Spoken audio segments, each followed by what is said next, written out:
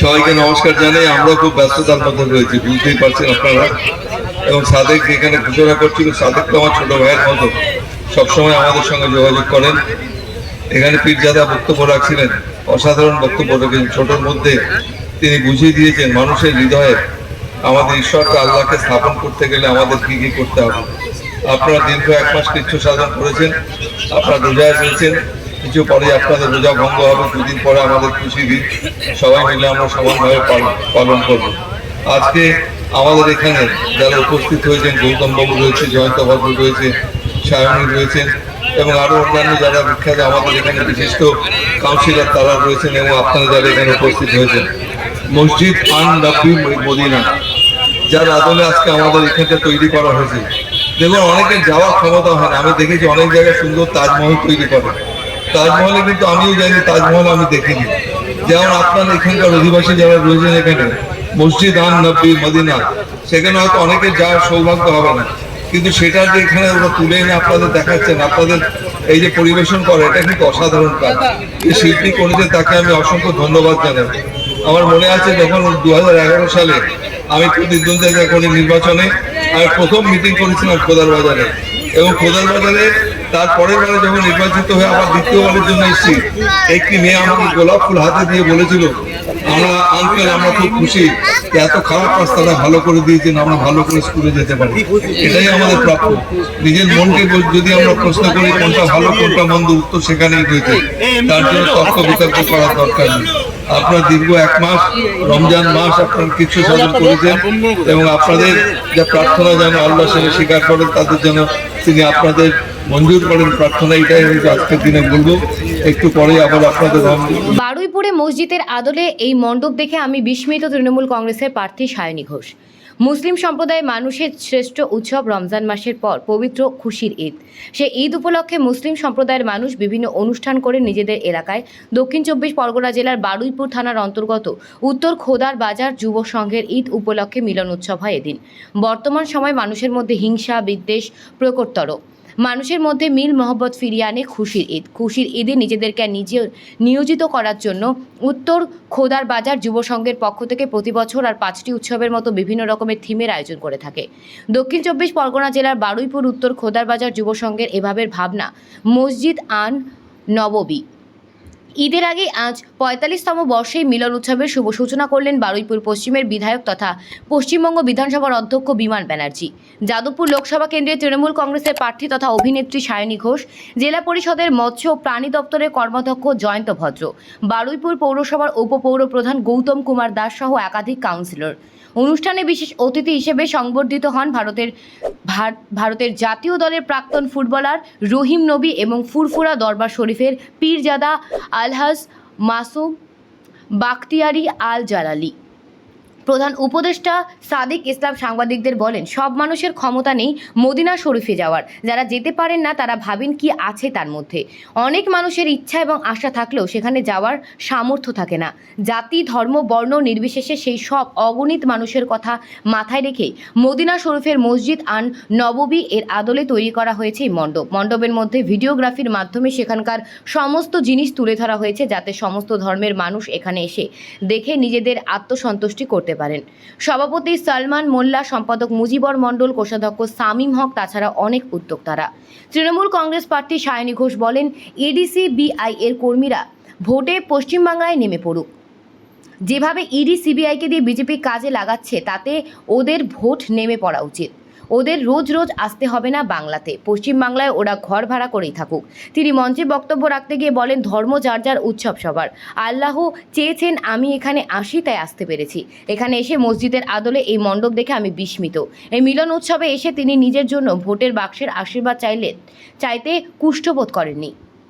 অন্য প্রোগ্রাম ছিল, কিন্তু আল্লাহ বোধহয় চেয়েছে যে আমি আজকে এখানে আসি, এবং সেই জন্য উনি না চাইলে তো এটা বোধহয় সম্ভব হতো না যে আপনাদের সঙ্গে এসে আমার এরকম ভাবে দেখা হতো। এবং অবশ্যই বিমানদা আমাদের স্পিকার সাহেব চেয়েছেন, ওনার চাওয়াটাও আমার কাছে অত্যন্ত গুরুত্বপূর্ণ।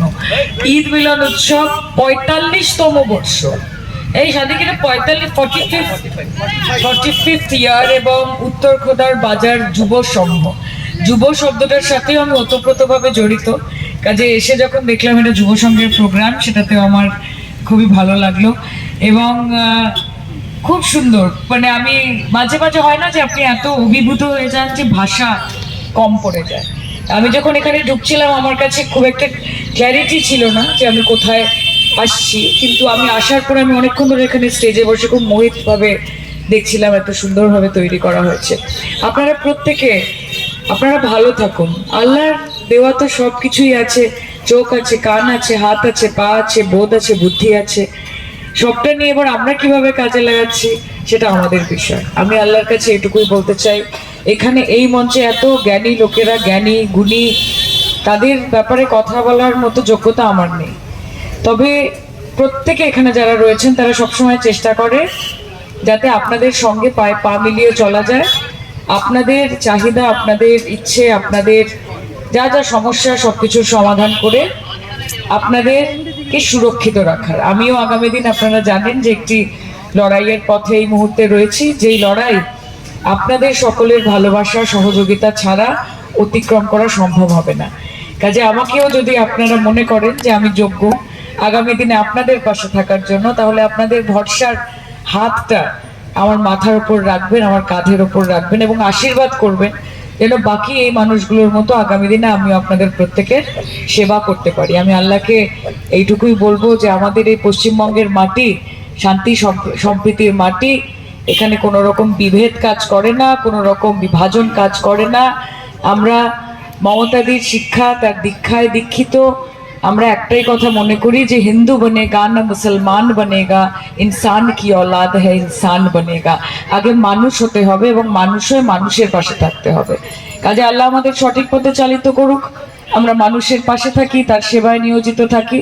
আমার নেত্রীও যেরকম চেয়েছেন, দাদাও আপনাদের সঙ্গে আছেন, উনিও সবসময় কাজ করছেন 365 দিন 24 ঘন্টা।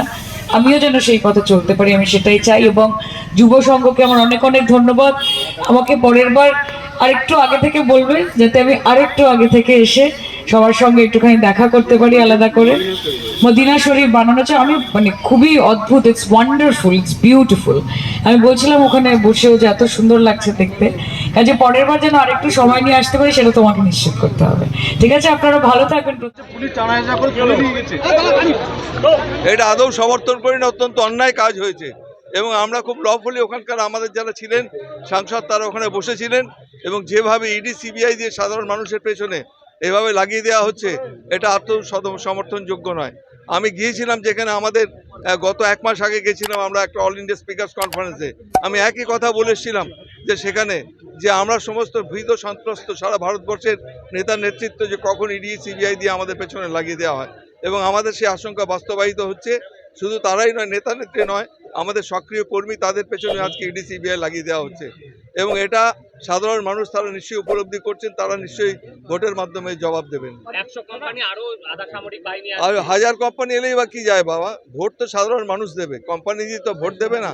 আর ওদের যদি পরিকল্পনা থাকে যে কোম্পানির লোকরা ভোট দেবে তাহলে অন্য ব্যাপার, সাধারণ মানুষ এটা সমস্ত মানুষ দেখছে, এটা তো বাঞ্ছনীয় না। একটা গণতান্ত্রিক পরিকাঠামোকে ধ্বংস করার প্রচেষ্টা, এটা ঠিক। এজেন্সি নিয়ে কি বলবে দিদি? এজেন্সি যে অতি সক্রিয়, এজেন্সিদের বলবো যে তারা একেবারে ভোটে নেমে পড়ুক ক্যান্ডিডেট হয়ে, তারা এখানে বাড়ি নিয়ে নিক পশ্চিমবঙ্গে, তারা এখানে থাকুক, বেকার এত খরচাপাতি করে বাইরে থেকে এসে তো লাভ নেই। এবং তারা যদি মনে করে তারা বিজেপির হয়ে নামও লিখিয়ে নিক, তারা ভোটও লড়ে যাক। আজকে একটি এজেন্সিকে কিভাবে রাজনৈতিক প্রতিহিংসার জন্য ব্যবহার করা যেতে পারে সেটা বিজেপি মানুষকে চোখে আঙুল দিয়ে দেখিয়ে দিয়েছে। ভোটের লড়াই, রাজনৈতিক লড়াই, ইলেকটোরাল লড়াই জিততে না পেরে মানুষকে হ্যারাস করা, বাংলার মানুষ দেখছে গণতন্ত্রে গণদেবতা শেষ কথা বলে জবাব তারা। কালকে নির্বাচন কমিশন অফিসের সামনে যেভাবে টেনে হিচড়ে তোলা হয়েছে, মানুষ বলবে এই হ্যারাসমেন্ট, এর আগেও অভিষেকের সাথে এটা করা হয়েছে। বাংলার মানুষ